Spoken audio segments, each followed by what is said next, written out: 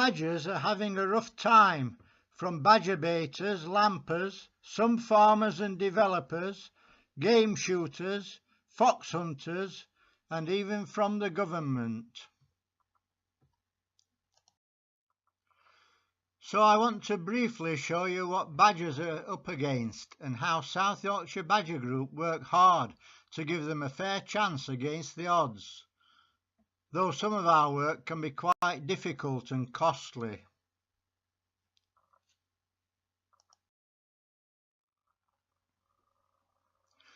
Have you ever seen a badger dig a square hole? This is typical of a baited set. The baiters put a dog wearing a tracer collar into a set so that they know where to dig. If you're a bit squeamish, you may want to avert your gaze for the next 3 slides. I'll tell you when it's safe to look back again.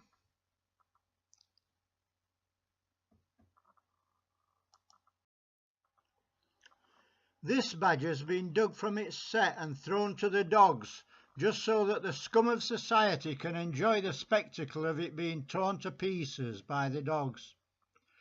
The teeth marks on this badger's throat can only have been caused by baiting with dogs. The next slide is particularly gruesome.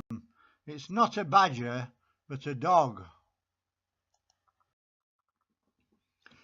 Dogs often suffer horrific injuries, but the owners don't take them to the vet for fear of discovery and prosecution. Instead, they patch them up themselves and proudly brag on the internet about the injuries, which they refer to as medals. Not quite as gruesome this time. This is not a baiting victim. It's been caught tightly around its abdomen by a gamekeeper's snare. It was rescued and survived after being stitched up by the vet, then rehabilitated and released by South Yorkshire Badger Group.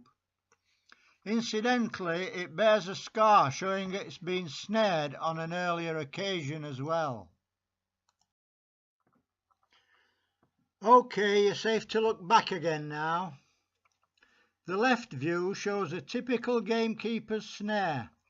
These are quite legally set for foxes, but can catch or injure badgers, rabbits, deer, pets, livestock, and even people on occasions. More than half of victims are non-target species, and we frequently campaign to have such snares banned. The right-hand picture is a more crude handmade snare. And what's that in the background?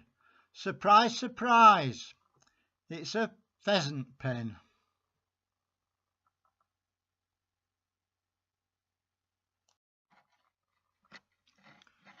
A few years ago, a notorious national game manager took over our region and poisoned bait was found outside many of the set entrances in our area.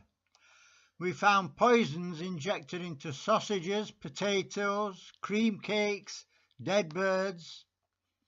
We involved DEFRA and the police, and we gave a presentation at the heart of the problem area at Bradfield.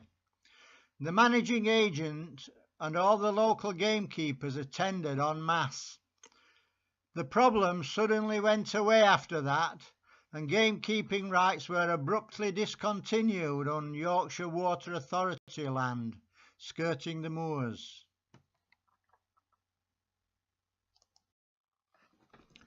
Often, badger sets are deliberately blocked to deter foxes from entering. No thought is given to whether the occupants suffocate or starve to death.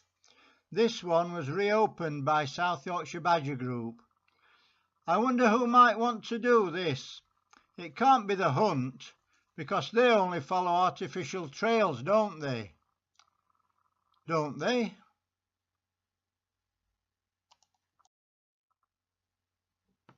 On occasions, cubs may be injured, orphaned or abandoned for reasons unknown. Once recovered, if they can't be returned to the original set, they're kept over summer and released as a new clan into an artificial set.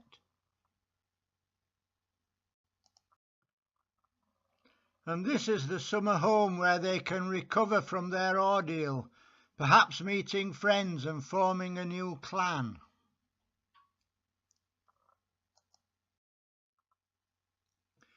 Releasing badgers means building an artificial set.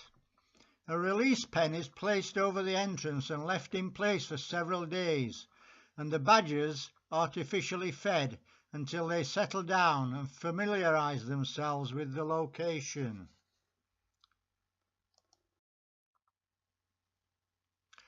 Although South Yorkshire is not involved, we are strongly against the government's unscientific, unnecessary, pointless, inhumane badger cull. In recent years, some of our members have joined Badger Patrol, walking the killing fields through the night. This is Camp Badger, where the Badger Army sleep through the cold autumn days before setting out on patrol.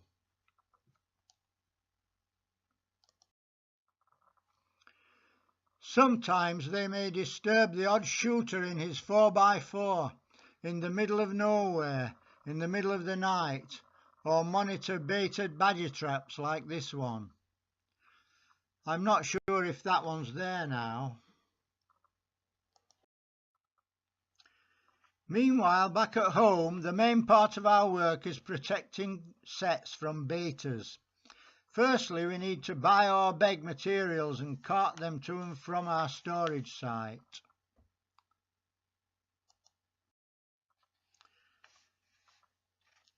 To protect the set, a foot of soil has to be removed from over the surface by hand, or more expensively by machine. After placing several layers of mesh or rubber belting, the topsoil is then replaced.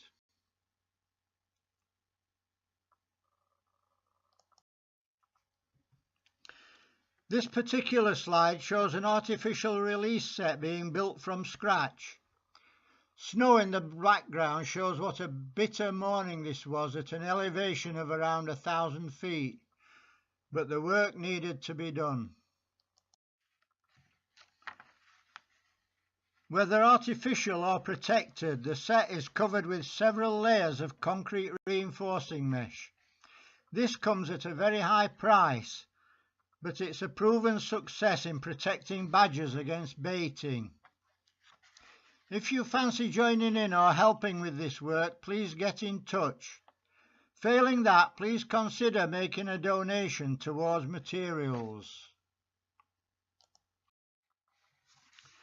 We're nearly out of cash now, so if you can help with this appeal, please donate via our website, see our Facebook, or pay direct to our bank or to the GoFundMe page. Details are on the screen. The remaining badgers of South Yorkshire will love you for it, and so will South Yorkshire Badger Group.